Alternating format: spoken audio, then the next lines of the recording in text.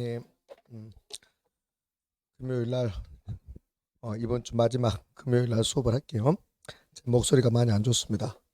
여러분들은 오전 수업만 하지만 다른 지역은 오전, 오후 막 이렇게 하거든요. 그러다 보니까 수업을 너무 많이 한다. 그래서 목소리가 매우 안 좋습니다. 그래도 오늘은 약간 좋아졌네. 많이 걱정이네요. 내일 또 하루 종일, 모레도 하루 종일, 월요일도 하루 종일 큰일 났네 이렇게 목소리가. 그래서 오늘은 조용조용히 해야 되겠다 이렇게. 자, 우리 5, 6월달 과정에서 지금 몇 번째 시간입니까? 두 번째 시간이잖아요. 첫 번째 주 지난주에는 감정평가 일부 했고 감정평가 다 못했습니다. 그럼 오늘 감정평가 마무리하고 총론으로 가서 총론 파트 좀 공부하고 이렇게 하도록 할게요. 감정평가에서는 크게 보면 6문제가 출제된다 했는데 그래서 두 가지는 무조건 노출되어 있다 했잖아요. 뭐하고 뭡니까? 부동산 가격 공시하고 감정평가에 관한 규칙하고, 부동산 가격 공시는 이 책 가장 뒤쪽에 있고 감정평가에 관한 규칙은 여기저기 막 흩어져 있다 그렇게. 그래서 감정평가 규칙만 별도로 저하고 여러분하고 수업한 적도 있잖아요. 그러면 이제 어떤 게 감정평가 규칙이냐면 제가 참 지난주에 기준 시점 이렇게 했잖아요. 그게 감정평가에 관한 규칙입니다. 지난주에 첫 번째 시간 했던 거 기준 시점, 시장가치 원칙, 그다음에 현황 기준 원칙, 그다음에 개별 물건 기준 원칙 했던 거. 자, 98쪽, 99쪽 중간까지가 감정평가에 관한 규칙 내용입니다. 이렇게. 그다음에 그 밑에 가격 이론, 99쪽의 가격 이론은 감정평가 이론은 아니고, 자, 이런 내용 다 했습니다. 지역 분석 이런 거. 그다음 103쪽에 있는 가치 재원치 이런 것도 다 끝냈고, 그다음에는 105쪽 가면 감정평가하는 규칙 이렇게 나오잖아요. 여기는 감정평가하는 규칙 전부가 아니라 제2조에 있는 정의입니다. 정의. 요 정의 시험에 아주 빈번하게 출제하잖아요. 시장 가치부터 쭉 있는데 여기서 공부한 것도 있고 하지 않은 것도 있어요. 자, 이게 이제 잠깐 보고 갈게요. 105쪽 감정평가에 관한 규칙 제2조 정의인데, 자, 7번 볼게요. 105쪽에 정의. 요거는 시험에 잘 나온다고 그랬습니다. 그러면 시장 가치. 그럼 여기 있는 시장 가치를 여러분 전부 다 외울 수는 없다. 외울 수는 없으니까 시장 가치가 나오면 포인트는 통상적인 시장. 요거 찾는 거고, 만약에 한정된 시장 그러면 오다 X다? X입니다. 요걸 아무리 읽어봐도 최고 가액이란 말은 없어요. 근데 요걸 한 번 읽고 나서 두 번이나 세 번, 한 세 번 정도 읽고 나서 나중에 시간이 흘러가서 1시간 정도 흘러가서 시장 가치다 최고 가액을 넣어주면 꼭 옳은 말처럼 느껴집니다. 왜 그러냐면 여기 보면 가장 높다고 인정되는 이렇게 나와요. 가장 높다고 인정되는 이것 때문에 최고 가액처럼 느껴져요. 그러니까 요 시장 가치가 시험에 나오면 여기는 그대로 해야 돼요. 어떻게 나오냐면 감정평가에는 규칙상 이렇게 나온다고. 규칙상 시장 가치란 이렇게 나온다고. 그러니까 여기 있는 말을 하나로 빼버려 만들고 그대로 나와야 돼. 그러니까 여기 있는 말 그대로 나와야 되는데 여기다가 최고 가액을 집어넣어준다든지 통상적인 시장을 한정된 시장으로 분다든지 그러면 틀린 말이 되니까 요것만 하시면 돼요. 요거 한번 외워보십시오. 안 외워져요. 그러니까 외우지 말란 말이에요. 그럼 시장 가치 그러면 통상적인 시장. 그다음에 여기 읽어보면 어떠한 억압도 없이 봐봐요. 자, 정통한 당사자 사이에 신중하고 자발적인 거래가. 내가 신중하고 자발적인, 내가 내 자유스러운 의사를 팔고 싶었다는 소리예요. 그렇죠. 그러니까 이런 것들은 쟁점을 삼지 않아요. 이게 쟁점이란 말이에요. 통상적인 시장. 그걸 한정된 시장을 바꿔준다든지 그럼 틀린 말이고. 대상 물건의 내용에 정통한 당사자 사이에. 그러면 이 물건을 사고 팔 때 파는 사람은 잘 알아요. 그런데 사는 사람이 잘 모르면 그럼 높은 가격으로 거래된단 말이에요. 그 가치는 시장 가치를 보지 않겠다는 소리예요. 그러니까 시장 가치는 통상적인 시장에서 매수자와 매도자가 자발적인 의사에서 거래가 이루어지고, 그다음에 서로 내용에 잘 알았을 때 성립될 가능성이 가장 높다고 인정되는 가치지 최고 가액은 아니라는 거. 이 정도 하시면 되지 이걸 외울 필요는 없습니다. 자, 그러면 시장 가치 이제 끝났습니다. 그다음에 기준 시점. 기준 시점은 지난주에 진하게 했잖아요. 기준 시점 2개 기억한다는 거. 감정평가의 결정에 기준이 되는 날. 요게 제2조 정의에 나오는 거고, 요 말보다 더 중요한 것은 무슨 조사 완료일? 가격조사 완료일. 이거. 그것은 감정평가 구조에 나오는 거고, 이제 기준가치는 감정평가는 원칙적으로 시장가치를 구하는데 포상가치를 구할 수도 있잖아요. 그때 이제 포상가치 구했다 그러면 그게 기준가치다. 감정평가의 기준되는 가치를 말한다. 그러니까 요 기준가치라는 게 시장가치가 될 수도 있고 포상가치가 될 수 있는 거야. 시장가치를 구했다 그럼 시장가치가 뭐가 되는 거고, 시장가치가 기준가치가 되는 거고, 보상가치를 구했다 그럼 보상가치가 기준가치 될 거니까. 자, 됐네요. 그 다음에 가치 형성 요인 나왔네요. 가치 형성 요인 지난주에 공부했죠. 가치 형성률이 나오면 그럼 뭐가 포인트라고 그랬습니까? 경제적 가치. 경제적 가치에 영향을 미치는 거. 시장 가치에 영향을 미치는 거 그럼 틀린 말이라고. 일반 요인, 지역 요인, 개별 요인 있는데 요 일반 요인, 지역 요인, 개별 요인 그건 포인트 아니고 가치 형성 요인 그러면 경제적 가치에 영향을 미친다. 이게 포인트. 가치 형성 요인 최근에 잘 나와요. 이거 그대로 나옵니다. 이거 경제적 가치 이렇게. 자, 됐네. 그다음에 이제 이어서 원가법, 적산법, 그다음에 이제 거래사를 이어질 건데 원가법은 좀 이따 바로 공부할 거라고. 근데 여기는 지금 원가법 공부하고 적산법 공부하고 나서 이거 보면 돼요. 근데 원가법은 이제 시험에 나오면 이렇게 나오죠. 감정평가에는 규칙상 이렇게 영어정이 이렇게 나온다고. 그럼 원가법이란 대상 물건의 제조원가의 감가 수정하여 대상 물건의 가액을 산정하는 감정평가 방법을 말한다. 이렇게 나온단 말이에요. 근데 이걸 다 어떻게 외울 겁니까? 여러분들은 이렇게 외우지 말고 원가법은 제조원가에서 감가 수정한다. 이렇게 하면 된다고. 좀 있으면 할까요? 적산법은 임대료를 구하는 방법. 임대료를 구하는 방법은 잘 안 나와요. 그러니까 적산법 여기는 다 할 수 없고 기초가액에다가 기대율을 곱하고 필요적인 못한다. 기기필 이렇게 외우는 거예요. 가로넣기도 나오고 그러니까 공식을 통해서. 그러면 거래사례 비교법이 있고 임대사례 비교법이 있습니다. 거래사례 비교법 좀 이따 다시 공부할 겁니다. 오늘 이번 시간에. 그다음에 임대사례 비교법도 마찬가지고 공부하고 나서 요 거래사례 비교법, 임대사례 비교법 요거 가서 보면 아 그렇구나 그렇게 되지 이걸 굳이 외울 필요가 없습니다. 그러면 거래사례 비교법하고 임대사례 비교법은 무슨 방식입니까? 비교 방식. 비교 방식이 하나 더 있죠. 뭐가 있을까요? 공시지가 기준법. 그래서 이제 공시지가 기준법이 감정평가 규칙 2조 정의의 9번으로 나와요. 9번.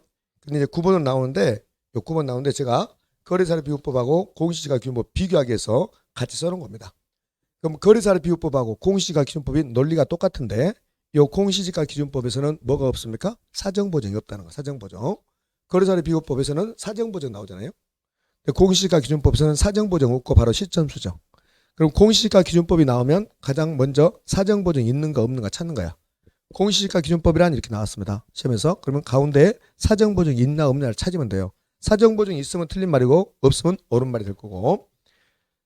자, 좀 이따 다시 볼 겁니다. 그러니까 공시지가 기준법은 사정보정, 면적 비교하지 않는다, 사면하지 않는다 이렇게 있잖아요. 임대사례 비교법 똑같으니까 논리가. 자, 이제 수익환원법입니다. 수익환원법은 제가 가로 비워놨네요. 수익환원법이 가장 시험에 잘 나와요. 수익환원법은 이걸 다 역시 외울 필요 없어요. 수익환원법은 어떤 분야부터 이 사람들은 수익을 환원하거나 뭐 한다? 할인한다. 그래서 가액화한다. 순수익은 순수익을 환원한다고 하고 여기 미래현금 흐름을 할인한다고 하고 여기 가로넣기가 나왔었어요. 가로넣기가. 그래서 가로넣기 냈으니까 제가 비워놓은 겁니다. 이렇게. 여기는 뭐요? 미래현금 흐름. 여기는 할인 이렇게. 역시 오늘 배우게 돼요. 수익분석법이 가장 시험에 안 나와요. 수익분석법은 굉장히 길어요. 근데 수익분석법이 가장 안 나오는 이유는 수익분석법은 쓰지 않는 방법입니다. 수익분석법은 그냥 구색을 맞추기 위해서 만들어 놓은 거라고. 왜 구색을 맞추냐면 원가 방식에서 원가법하고 적산법 있잖아요. 그 비교 방식에서도 거래사례 비교법, 임대사례 비교법 있잖아요. 그러니까 수익 방식에서 수익환원법이 있고 하나 더 만들어야 되니까 수익분석법을 만들었을 뿐이지 요거는 거의 쓰지 않는 방법입니다. 요거 다 외울 필요 없어요. 그러니까 수익분석법이 시험에 나오면 수익분석법은 순수익이요. 순수익. 순수익. 순수익에다가 필요 경비를 더한다. 이걸 거요. 끝이에요. 이제 감가 수정이라는 것도 좀 이따 원가법 배우면 나올 거고 그러면 이거 배워가서 다시 와서 볼 거예요. 그다음에 뭐 요 도시지역 3년은 좀 이따 보고 이제 인근지역, 유사지역, 동일수권 요거는 지난주에 지역 분석, 개별 분석하면서 이거 봤어요, 안 봤어요? 봤잖아요. 다 본 거지 이렇게. 그러니까 감정평가 규칙 지금 105페이지 감정평가하는 규칙 제2조 정의에서 105쪽, 106쪽에 있는 내용은 일부는 저하고 지난주에 배웠고 일부는 아직 안 배웠단 말이에요. 그러니까 일부 안 배운 게 지금부터 이제 감정평가 방식을 공부하다 보면 그게 나오는 거예요. 이게. 그럼 그거 공부하고 나서 보면 그럼 애울지 않고 아 논리가 이렇구나 이거 마시면 될 거니까요. 자 그러면 인근적이 나오면 물론 지난주에 했지만 인근적이 나오면 포인트는 지역요인을 공유한다. 지역요인. 유사지역은 대상분에 속한 지역 속하지 않는 지역 속하지 않는 지역이다. 됐습니다. 이렇게. 그다음에는 여러분 책에 이제 없는 내용이 제가 써놨는데 지금 이걸 할 필요 없어요. 이거는 중요한 건 아니니까 그렇게. 자 감정평가 방식 106쪽에 거기 표 감정평가 방식 이 표 이 표 지난주에 공부했던가요? 공부했죠, 이렇게. 자, 그럼 이 표는 반드시 기억하셔야 한다고 했잖아요. 왜? 가로 넣기 나오니까. 가로 넣기 나오니까. 이거는 여러분이 다 아는 걸로 보고 이제 그냥 갑니다. 여기 마지막에 있는 성격. 성격은 중요하지 않습니다. 성격은 전혀 중요하지 않으니까 이걸 크게 신경 쓰지 말고. 자, 그러면 제가 질문합니다. 가액. 이 건물 가액 구한다. 이 건물 가액. 이 건물 가액 구하는 방법은 몇 가지 있습니까? 건물 가액 하는 방법은 몇 가지? 세 가지. 원가법, 거래사례비교법, 수익환원법. 토지 가액 구하는 것은요? 네 가지. 원가법, 거래사례비교법, 수익환원법에다가 공시지가 기준법까지 포함한다. 공시지가 기준법까지. 그래서 네 가지가 있다. 토지 가액 구하는 것은. 근데 감정평가에 관한 규칙에서는 토지 가액 구할 때 주된 평가 방법이 뭐다? 공시지가 기준법이다. 구조가 이렇게 되어 있다. 자, 그럼 이 표를 배우고 나면 그 다음에 시상가액 조정이라는 거 지난주에 봤던가요? 시상가액 조정? 전혀 기억이 없습니까? 저는 시상가액 조정을 다 봤는데. 자, 그러면 이제 여기 이 표에서 원가법부터 해서 7가지 방법이 있는데 시험은 원가법, 거래사례비교법, 수익환원법 요 세 가지가 잘 나와요.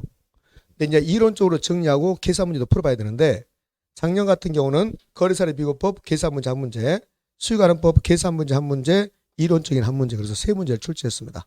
어려워요.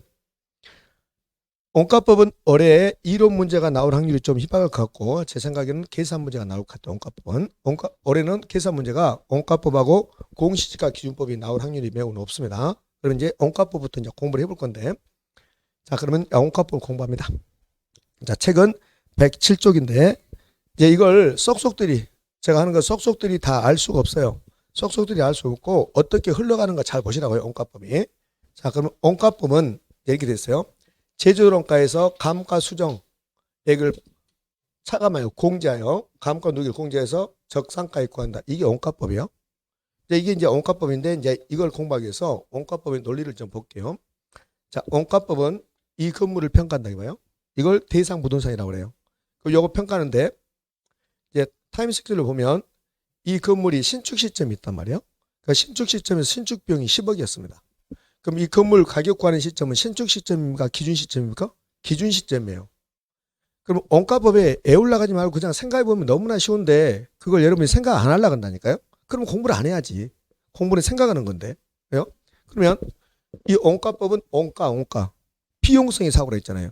그럼 원가법은 비용이 얼마 들어갔는가 그거 해야 되잖아요. 그럼 원가법은 이 건물 가액 구할 때 기준 시점에서 원가가 얼마냐 그걸 따져봐야 돼요. 원가가. 왜? 원가법의 논리는 원가가 들어간 만큼 원가가 100억 들어갔다. 그러면 가치도 100억 좀 한다. 이런 논리니까. 그래서 원가를 먼저 구해야 돼요. 근데 이 건물은 신축 시점에서 원가가 10억이야. 신축 시점의 원가가. 근데 원가법은 건물 가액 구할 때 신축 시점에서 구하는 게 아니라 기준 시점에서 구하는 거라고. 기준 시점. 그 기준 시점에서 원가를 구해봐야지. 그걸 뭐라고 하냐면 제조원 원가라고 그래요. 그럼 제조원 원가를 구해서 신축 시점부터 기준 시점까지 10년이 흘러갔다. 그럼 10년을 경과년수라고 하고 10년 동안 감가됐겠죠. 그걸 빼겠다는 소리야. 그게 원가법입니다. 아무것도 아니에요. 아무것도 아닌데 아예 뭐 개론 보면 뭐 낮이 택지나 하고 뭐 그거나 하고 그렇지 않고 안 해버리고 그러면 안 되는 거니까. 실제로 아무것도 아니에요. 근데 다만 좀 생각을 해야 되는데 그거 하기 싫다니까요. 그렇게 안 해버린다고. 아무것도 아닌데도 불구하고. 자, 그러면 제조원 원가를 구하고 거기서 이제 감가 수정한다. 그게 원가법이란 말이야. 그럼 이제 제조원 원가를 구해봐야죠. 그럼 제조원 원가를 계산하는 문제가 아주 쉽게 나오거든. 그걸 왜 낸지 모르겠어요. 변별률 높게. 근데 그거 내면 30%밖에 못 맞춰요. 70% 틀려버리고. 뭐 왜 그런지 모르겠지만. 자, 봐봐요. 신축 시점에서 신축 비용이 10억이었어요. 그럼 기준 시점에 제조원 원가가 얼마냐? 그럼 이 기간 동안 10년이 흘러갔다. 10년이. 그럼 10년 동안 이 지역에 건축비가 전혀 변화가 없다. 그럼 제조원 원가는 그냥 10억이잖아요. 그럼 10년 동안 건축비가 10% 올라갔다. 제조원 원가는 11억이잖아요. 그게 뭐가 어려울까? 도저히 이해가 안 된다니까요. 제조원 원가 구했습니다. 근데 여기 이제 이 기간이 이제 경과년수라고 그래. 경과년수 10년. 이 경과년수는 사람으로 보면 나이. 그럼 10년 동안 이 건물이 감가됐겠잖아요. 그럼 감가 이걸 빼겠죠. 그게 원가법이에요. 그럼 제조원 원가를 구해보자고요.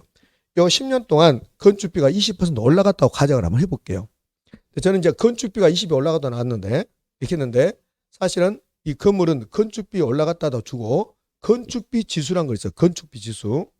자, 건축비 지수란 걸 준단 말이에요. 그럼 여기다 이제 이렇게 줘요. 건축비 지수란 걸 준다고. 건축비 신축 시점이 100이다. 이 말은 신축 시점에 신축 비용 10억을 100으로 보겠다 그 말이에요, 이게. 그러면 기준 시점에서 건축비 지수가 120이다. 이렇게 되면 10년 동안 20%가 올라갔습니다. 그 말이야. 이런 식으로 잘 준다. 건축비 20% 올라갔다 이렇게 줄 수 있지만 건축비 지수를 줄 수도 있다. 그러면 건축비 지수가 100에서 120이 된 거나 건축비가 20이 올라간 거나 똑같은 말이에요. 그럼 제조원가 이제 구해보면 20이 올라갔으니까 그럼 제조원가는 12억이다. 12억. 그러면 이제 10년 동안 이 건물이 전혀 감가가 없다. 감가가 없으면 그냥 이 건물의 원가법으로 평가한 가액은 12억이 되겠죠. 근데 감가가 있으면 이제 감가를 해야 되잖아요. 감가. 그 이제 여기서 감가액을 빼면 된단 말이에요. 그럼 이제 감가액을 이제 공부를 해야지. 감가액. 그래서 감가 수정하고 그러겠지. 그럼 이제 내용요수 만료 이 말은 이 건물이 내용요수가 이 건물이 멸실할 때까지 그게 이제 내용요수가 만료된 거야. 그럼 이 신축에서 이 건물이 50년 동안 사용한다. 그럼 내용요수를 50년이라고 한다고. 50년. 그러면 요거는 그게 중요한 게 아니라 이걸 전내용요수 어떻게 계산합니까? 그게 논리를 물어본 게 아니라 그냥 내용요수가 이런 것을 제가 알려주는 거예요. 내용요수라는 것은 이 건물의 수명인데 그럼 이 건물의 수명은 이미 10년이 경과했어요. 경과연수에다가. 그럼 이 기준 시점에서 앞으로 남아있는 연수가 이걸 잔존 내용요수라고 한다고. 이거 40년. 그럼 이 건물의 수명은 몇 년이다? 50년. 이걸 전내용연수다. 이렇게 부르는 거예요. 이렇게. 그럼 제조원가 이제 구했습니다.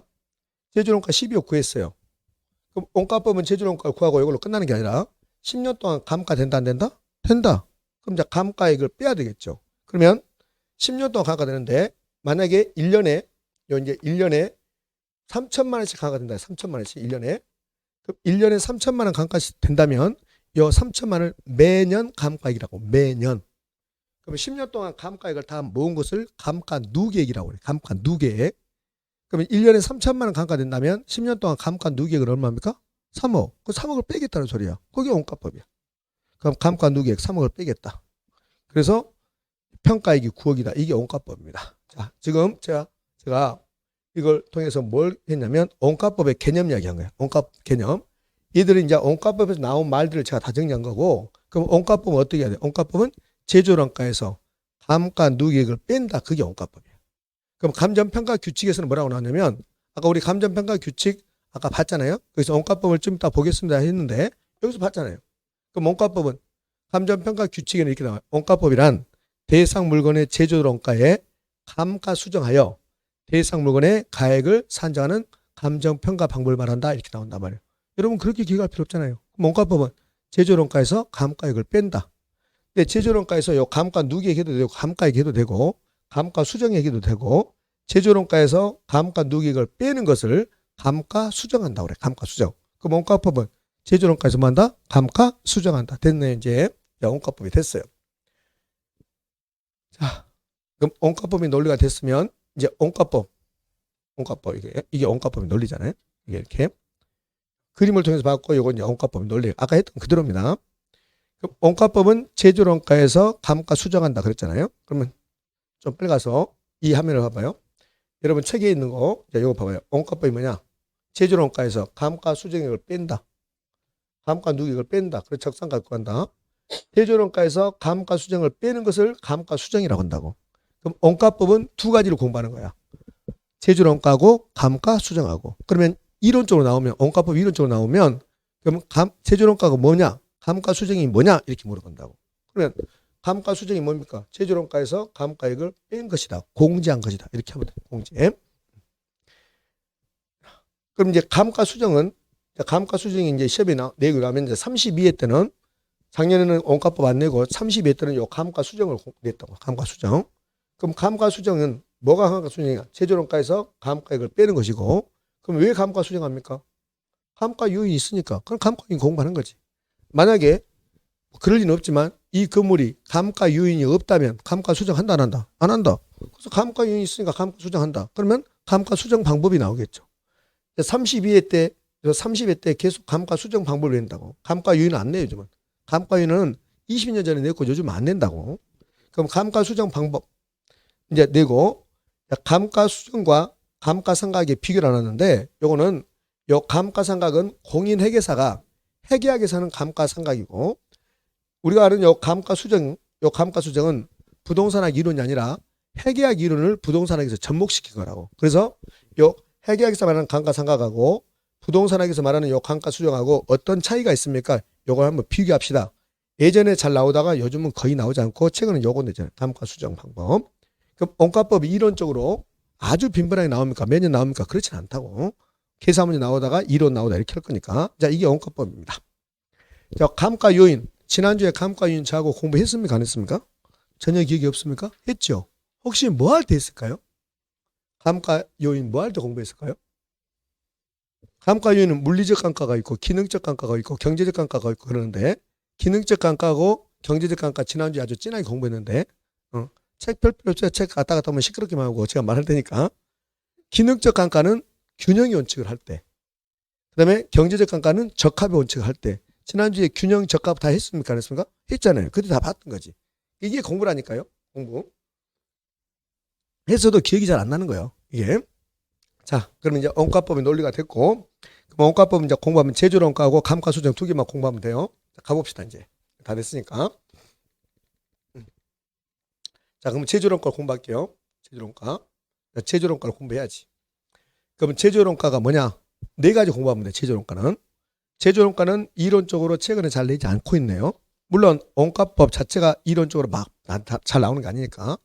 제조원가에서 가장 중요한 말은 아까 제조원가는 신축 시점에서 원가입니까? 기준 시점에서? 기준 시점, 이 말이 가장 중요한 말이야. 그러면 제조원가는 기준 시점에서 재생산, 재취득 하는 경우에 적정한 원가의 총액이다. 요거 다 외울 필요 없어요. 제조원가 무슨 시점? 기준 시점. 그러면 끝난단 말이에요. 그럼 제조원가는 현재 시점에서 신축 시점에서 원가다 이렇게 나오면 틀린 말이에요. 제조원가 나온 순간 무슨 시점? 기준 시점. 자, 그다음에 두 번째 제조원가 산정할 때 기준이 있다고. 기준. 자, 이 건물 제조원가 산정합니다. 그럼 이 건물 제조원가 산정할 때 내가 직접 한다. 그것을 자가건설이라고 해요. 자가건설. 다른 사람이 맡긴다. 도급건설이라고 그래. 근데 제조원가는 도급건설 기준으로 하게 되어 있어요. 여기서 이제 오해하면 안 돼요. 제조원가는 도급건설을 하세요. 이게 아니라 도급건설 기준으로 하세요. 이 말이에요. 그럼 이게 무슨 말이니까? 도급건설 기준이란 말이. 일단 제조원가는 자가건설 기준으로 한다. 그럼 틀린 말이야. 도급건설 기준으로 한다. 이렇게 해야 돼요. 그럼 자가건설과 도급건설의 차이점. 도급건설하면 도급인이 나오고 수급인이 나와요. 이걸 제조원가 산정할 때 도급건설이다. 도급건설 기준이다. 예? 그러면 도급인이 나오고 수급인이 나옵니다. 제가 현대건설에게 맡겼어요. 그럼 제가 도급인이고 현대건설이 수급인입니다. 현대건설이 개발업자야. 그럼 이거 현대건설이 이거 건축한다면 얼마이겠는가? 원가가 그게 제조원가예요. 그럼 현대건설은 이거 건축하면서 자재비 다 들어가고 현대건설이 자기 이윤을 주장할까 안 할까? 하겠지. 그래서 도급건설을 기준으로 한다면 이 수급인의 이윤이 제조원가에 포함되게 돼 있어요. 도급건설 기준 해야 되고 수급인의 이윤, 개발업자 이윤이 제조원가 포함된다 안 된다? 포함된다. 이렇게. 자, 그러니까 이제 두 번째 도급건설 기준인데 그러면 제조원가는 자가건설로 할 수 있습니까? 없습니까? 있어요. 거기에 틀린다니까요. 그러니까 꼭 틀리더라고. 제조원가는 도급건설을 하라는 게 아니라니까요. 도급건설 기준으로 하라는 거야. 기준. 그럼 도급건설 하나하고 도급건설 기준하고 다른 말이라고. 요거를 이 건물을 이제 제조원가 산정할 때 도급건설도 있고 자가건설도 있다니까요. 그러면 여기 보면 도급건설 하세요. 자가건설 하세요. 이게 없잖아요. 도급건설 기준으로 하세요. 그러면 자가건설 했어요. 그럼 도급건설하고 자가건설의 차이점 어떤 차이점이냐면 자, 자가건설 했으면 이 건물 건축할 때 직접 공사비, 간접 공사비 이렇게 들어간단 말이에요. 이렇게. 그러면 도급건설 했습니다. 도급건설하면 직접 공사비가 있고 뭐 간접 공사비가 있다고. 그럼 여기까지 두 개는 똑같아요. 근데 도급건설하면 현대건설이 나와야 안 나와요? 나오잖아요. 그러니까 현대건설이 수급인의 이윤을 주장한단 말이에요. 그러니까 도급건설을 하면 수급인의 이윤이 들어간단 말이에요. 여기에. 그러니까 도급건설로 해라가 아니라 도급건설 기준으로 해라. 그러면 자가건설 했어요. 자가건설로. 자가건설 했는데 요 자가건설 직접공사비 간접공사비가 만약에 10억 나왔다. 이게 제조원가가 아니고 여기다 뭘 더해주면 돼요. 수급면의 이윤이 1억이라면 1억을 더하면 11억 되는 거야. 11억. 그럼 요 11억은 자가건설해서 나온 금액이라 도급건설 기준으로 한 거야. 자가건설 했지만 도급건설 기준으로 해준 거라고. 왜? 수급면의 이윤을 포함시켰으니까. 지금 이해가 돼요? 예? 이거 할 때마다 느끼는 것은 제 설명이 부족한지 도저히 이해가 안 됩니다. 자, 그러면 그냥 필요 하지 말고, 자, 제조원가는 도급건설로 반드시 해야 됩니까? 자가건설 할 수 있어요. 할 수 있어요. 할 수 있는데, 자가건설에서 10억이 나왔다. 금액이, 그러면 그게 제조원가 아니란 소리야. 그럼 10억이 나왔으면 거기다가 뭘 더해주면 돼? 수급면의 이윤을 더해줘버리면, 그럼 도급건설 기준이 되는 거라고. 그러니까 이렇게 시험에 나와도 실제로 제조원가를 자가건설한 경우에 도급건설에 준해서 처리한다. 액수? 오, 그거잖아요. 그러면 그것은 도급건설 하는 소리가 아니라고. 제조원가를 산정할 때는 자가건설 할 수도 있고 도급건설 할 수도 있는데 만약에 도급건설 했다. 그러면 그 금액으로 하면 돼 그냥. 제조원가를. 자가건설 했다면 그러면 그 금액에다가 뭘 더해준다. 수급면의 이윤을 더해줘버리면 도급건설 기준이 될 거니까. 자, 이제 네 번째가 제조원가는 두 가지가 있습니다. 이거 할 때도 여러분 굉장히 힘들었더라고요. 구분. 제조원가를 구분해 보자고요. 자, 구분해서 복조원가, 복제원가 같은 말이고 대치원가, 대치원가 같은 말이야. 그러니까 제조원가는 두 가지가 있다는 거야. 어떻게 두 가지냐면 복조원가고 대치원가가 있다. 그럼 복조원가가 무슨 말인가? 대치원가가 무슨 말인가? 해야 되잖아요. 자, 매번 말하지만 여러분 이제 기분 나쁠지 모르지만 5번 해보라니까 5번. 이거 5번. 5번 안 하면서 어렵다 해버린다. 그러니까 5번. 5번 하다 보면 다 남아있는 게 아니라 좀 남아있어요. 그럼 거기다 좀 더 해야 되지. 5번 해서 되는 사람이 있는가 하면 기억력이 다른 사람에 비해서 상대적으로 떨어지면 5번에서 안 되면 6번, 7번 하면 되잖아요. 안 하잖아, 안 하지. 나아지 택지만 하고. 그거 필요 없는 거만. 자, 그러면 이제 복조원가가 뭐냐? 그거 하셔야지. 물리적 측면이다. 이렇게 하시라고. 그럼 대치원가가 뭐냐? 효용, 기능 측면이다. 이렇게. 그럼 이 건물 제조원가 산정할 때 두 가지로 할 수 있다는 소리야. 물리적 측면에서 할 수도 있고 기능 효용 측면에서 할 수 있고. 그럼 물리적 측면에서 했다? 그럼 복조원가다. 그럼 시험에 이렇게 내겠지. 복조원가란 효용 기능 측면의 원가다. 그럼 틀린 말이잖아요. 제가 이렇게까지는 할 필요 없다니까요. 그런데 그렇게 안 하면 안 배운 것처럼 느껴진다니까. 그러니까 힘들지 지금. 당연히 딱 보는 순간 아 이거 반대로 내겠구나. 이게 느껴져야 되는데 그게 안 되니까. 그러면 대치원가는 기능 효용 측면 원가다. 그러면 옳은 말 건데 대치원가는 물리적 측면 원가다. 이렇게 하겠지. 그럼 틀린 말이잖아요. 딱 나와 있잖아 각이. 예? 그다음에 요 2번 신축 건물, 그다음에 오래된 건물 요거는 하지 말라고 이거. 이 정도까지 우리한테 지금 물어보지 않고 있으니까. 근데 이제 포인트가 이거죠, 이거. 자, 이 건물 원가법으로 평가합니다. 그러면 제조원가를 산정했어요. 제조원가. 그럼 제조원가 산정할 때 이 제조원가가 복조원가를 산정할 수도 있고 대치원가를 산정할 수도 있단 말이에요. 그럼 제조원가 산정했으면 그 다음 절차는요.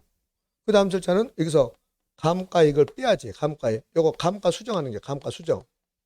감가 수정. 그럼 왜 감가 수정합니까? 감가 요인이 있으니까 감가 수정하는 거지. 그럼 이 건물이 물리적 감가만 있다. 그럼 물리적 감가만 하는 거야. 기능적 감가하고 경제적 감가는 하지 말고. 그럼 이 건물이 물리적 감가는 없고 기능적 감가만 있다. 그러면 기능적 감가만 하는 거야.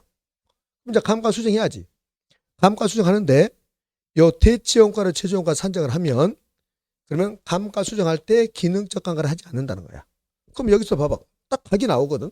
어떻게 각이 나오냐면 대치원가를 최저원가 산정했다. 그럼 감가 수정을 하지 않는다. 이렇게 된단 말이에요.